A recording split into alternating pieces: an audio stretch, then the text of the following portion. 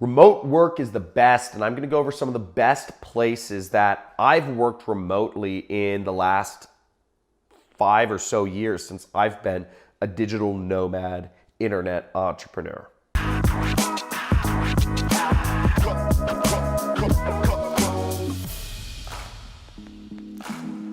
So I'm going to get into, from personal experience, what my favorite places and what the best places I believe are to work remotely. But, I do need to give a quick shout out to Nomad List, because they have a great resource that I've used of all the different best cities in the world rated by other digital nomads to work remotely. A little bit about me. I've been an online entrepreneur since 2012, and I've traveled to over 40 countries in that time span, just working everywhere around the world. Traveling was really one of my major goals. It was the reason why I started an internet business. It's the reason I got into internet business, because it was the only business that would allow me to be anywhere in the world I wanted to be and still make money and still earn something sizable for myself. So a little disclaimer about this video is I'm going to go over the best places in the world to work remotely, not like the actual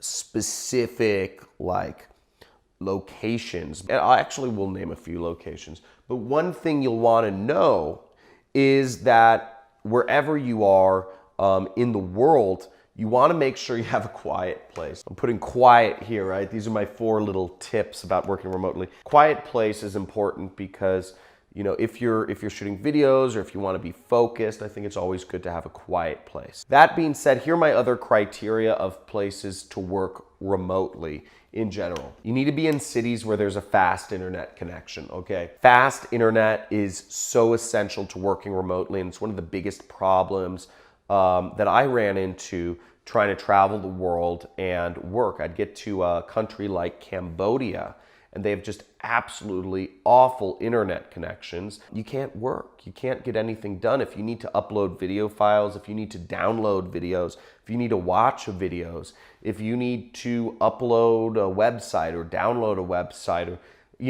a lot of just normal things I think that go along with, running an internet business. You just need fast internet. I think it's kind of the nature of the beast. So go to places where there's a fast connection. And I'm going to go over a couple specific locations right after this of my the place at the top of my list. Kind of like right along up with a fast connection is you want a steady connection. Now I've gone to places like Haiti or Vietnam or even certain locations in Thailand, and the connection is just on and it's off. They're brownouts because the electricity infrastructure isn't built up enough. So, the whole power grid browns out around, noon or whenever people are using the most air conditioning. And that happened to me a few times in certain places in Thailand. But you want to go places where this connection is steady. If you have to do a meeting, if you have to do a business call or a conference call, you can't have that call drop in the middle of your go-to meeting and, the internet's out for 5 to 10 minutes, so then hop back on and say, oh, sorry, the internet browned out here for 10 minutes, because then they're just going to say, why the heck did I allow you to work remotely in the first place? This is an inconvenience to me. So you don't want to do that. If you have a remote job, you don't want to be dealing with those issues. You're lucky enough to have a remote job. You need a steady connection. So, make sure to check the down up time and whatnot of the place you're at. The other criteria I give to working remotely is cheap. Having a cheap place to work remotely is a big benefit. Assuming that you've got that fast, steady connection, you can really work anywhere. And that's the benefit, is you can save a lot more money. If you have a job for a German or a British or American company and you can work somewhere else in the world, that's fantastic, because you can take that extra money that you would be spending at your cost of living and saving that up. Now, a few of my favorite places to work remotely. The first one I would say is, Chiang Mai, Thailand. There's a lot of good places to work remotely in Thailand, but Chiang Mai is one of my favorites. Chiang Mai is great because it has a great community of other expats, and expats means expatriates, people from other countries.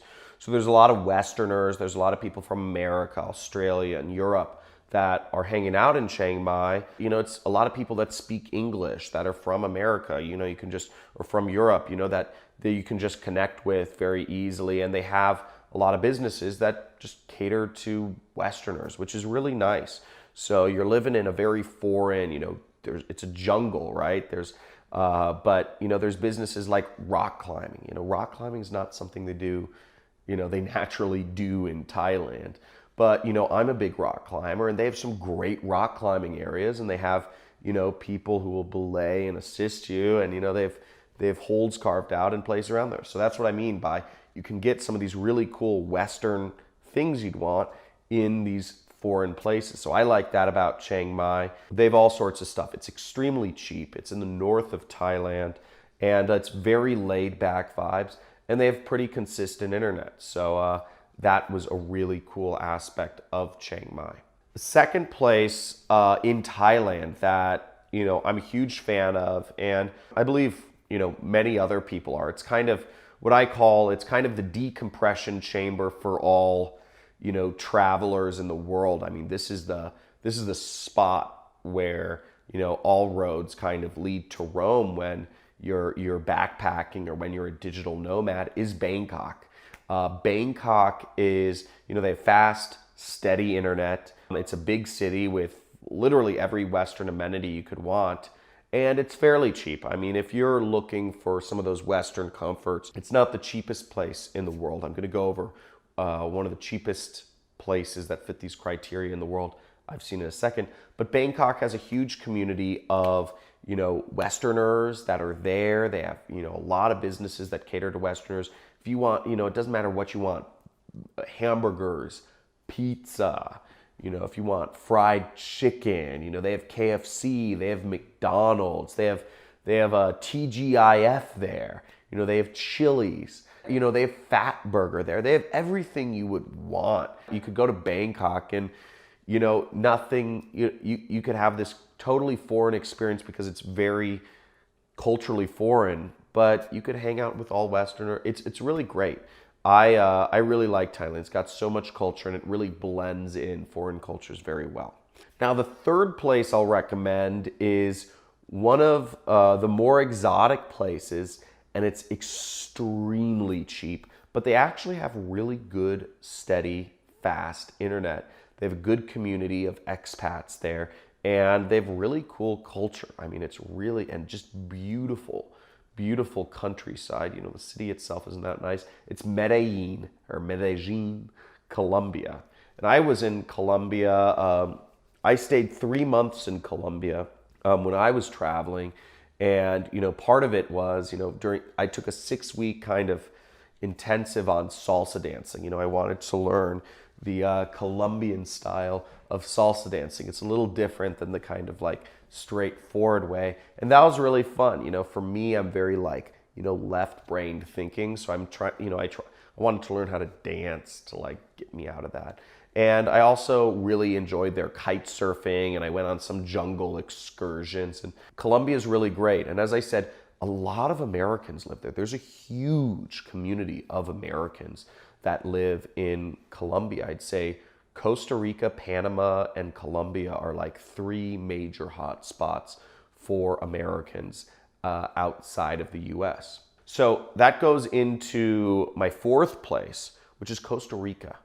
Costa Rica, massive community of Americans, very open-minded, self-conscious or conscious, you know, a lot of conscious entrepreneurs.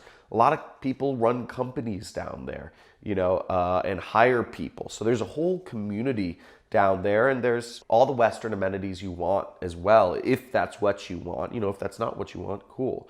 But if you want your Heinz ketchup, you know, go for it. You know, if you want your nice medical care, you know, it's there. So you can get all this stuff in Costa Rica. Costa Rica is a great spot to check out. And the 5th place, the last place I'll throw on this list, is probably one of the coolest and one of the least known, and they've got a great internet connection, and it's Taghazout, Morocco. It's this place on the seaboard of Morocco. It's inland from, I believe it's somewhere close to like Marrakesh or something. But there's this co-working spot called Sundesk. Sundesk, Sundesk, and it's run by a German woman. She was a traveler, she was a digital nomad, and she wanted to settle down, start a business, and she started this great co-working spot that has really fast internet connection, and there's great surfing all along the coast. Okay, it's like Morocco is a surfer's paradise. There's so many Germans that come down from Germany and surf there. It's like insane. I never knew how many Germans there were in Morocco. There's more Germans than French in Morocco, and the French used to own Morocco. I don't know how that makes sense. But it's a great spot for surfing. It's also a great spot for kite surfing, which is one of the reasons I was there.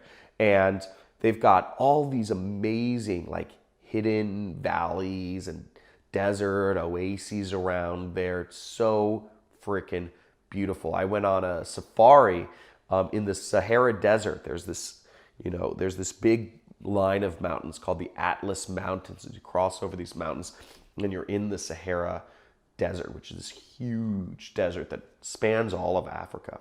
And we rode around on camels, and I stayed in tents, and all of this was like 2 hours away from Tagazout. You're in a completely foreign, it was so awesome, and it's so amazing and very foreign.